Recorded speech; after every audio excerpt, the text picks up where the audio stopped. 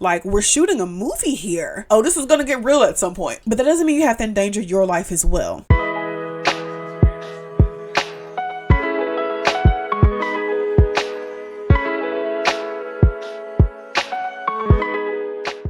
Hello friends, and welcome back to another episode of Beautifully Nerding. I'm your host, Auntie Bri, and I have finally gotten back in the theater, okay? I have not been in the theater since like Christmas time when I saw Song Sung Blue, but I finally had time and I remembered. So I went onto the AMC app, I grabbed my ticket to the mystery movie Scream Unseen, and I saw that it said Scream Unseen, and I knew I was in for a scary movie. Now, if you couldn't tell from my content, I'm not big on scary movies. Like, I like to escape, laugh, have fun, feel good. And that's really why I haven't done a Blasic in a while, because they're all so depressing. But I had a feeling that the mystery movie would be They Will Kill You, starring Zazie Beetz. And I actually really do want to see this movie. They actually had a panel and an installation at BlerDCon. So I was definitely curious about the movie itself. Best of all, I don't actually know what the movie is about. Like, all I knew was that Zazie is killing everybody. Why? I don't know. That is fully on me for assuming I knew what the movie would be. And guessing a movie that's already out was a choice, pretty foolish, because the whole point of the Scream Unseen is that it's a movie that's not out yet. So why would I assume it's a movie that's already out? But since I have seen the movie and it is not out yet, this will be a spoiler-free review.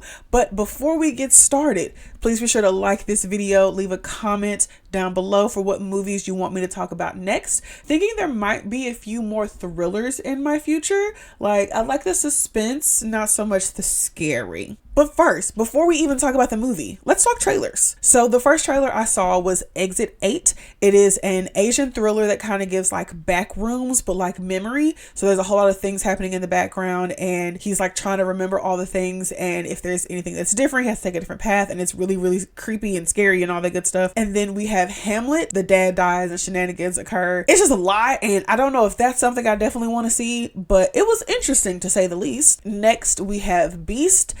Beast to me gave Creed but UFC, because there's a guy who's like down on his luck, and he's doing all of the building up of himself to get better, to fight the people, and like everybody's counting him out, but he's like, no, I can do this, and he believes in himself, his trainer believes in himself, and that's all he needs. So Creed but UFC. So then we have The Drama, which is the new Zendaya movie starring her and Robert Pattinson as well.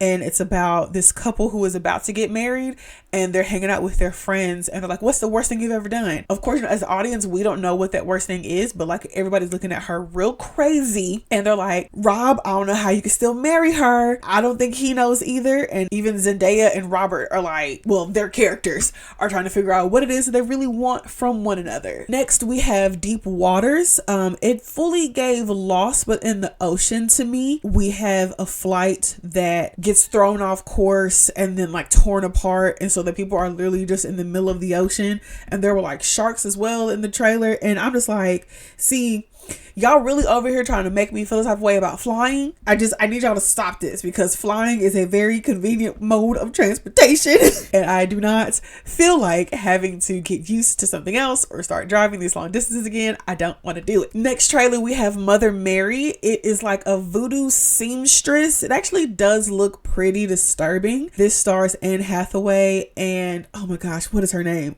Oh, I can see her face clearly. The girl from Chewing Gum. Oh God.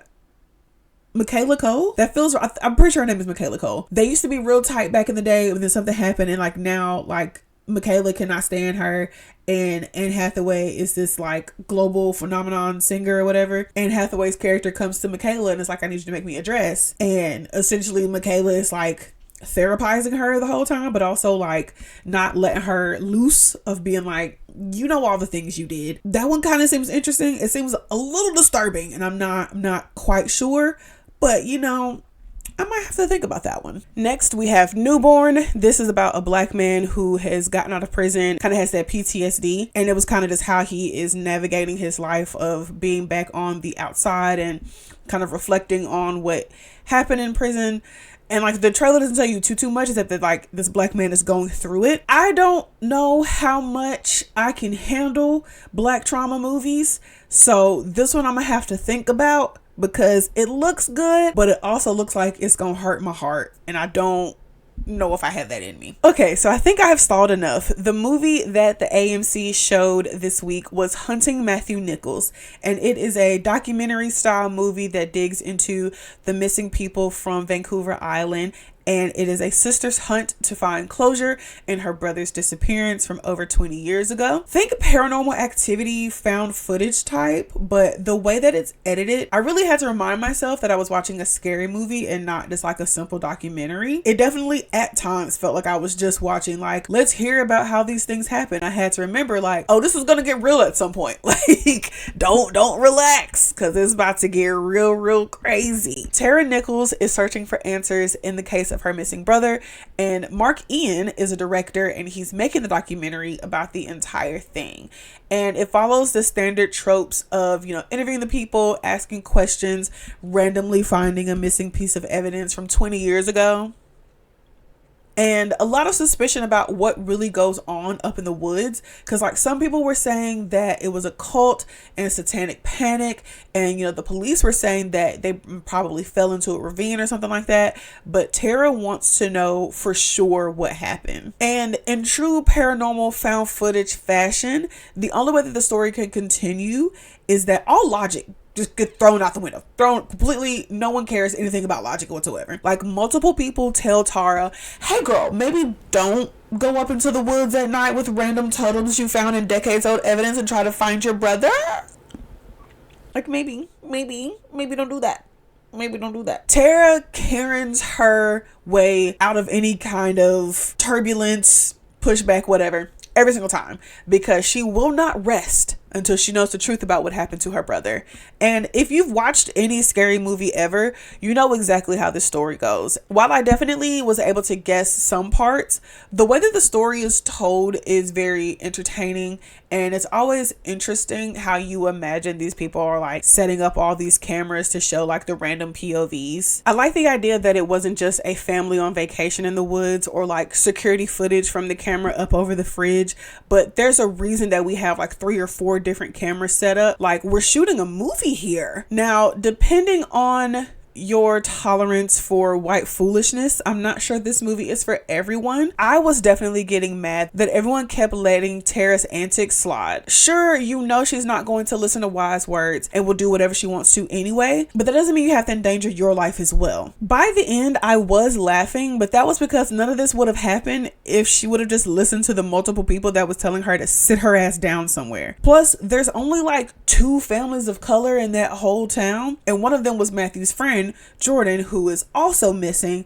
So I was quite upset that everyone was looking at the Native family sideways, but Tara ain't want to ask like Jordan's sister if she was interested in finding out what happened to her brother as well. Like, granted, I'm sure Jordan's sister would have said no, but like, damn, like at least ask. I don't want to do too much, because if I do anything more about the movie, that's going to get into spoilers. That was Hunting Matthew Nichols. They definitely named it like he was on the run for murder. I'm like, yo, why is this title so intense? I also found it quite interesting that the director of the movie, of the fictional documentary, was also the director of the movie that I'm sitting here watching. Because as soon as the credits started rolling, it said directed by Mark Ian. And I'm like, but that's the dude from in the movie. And so it kind of took me a second to catch up what was going on. I'm not for sure when the movie is coming out to everyone. While looking up more info about the movie, I saw that it actually came out in 2024. So maybe it came out in like select theaters and it's having a wide release soon. But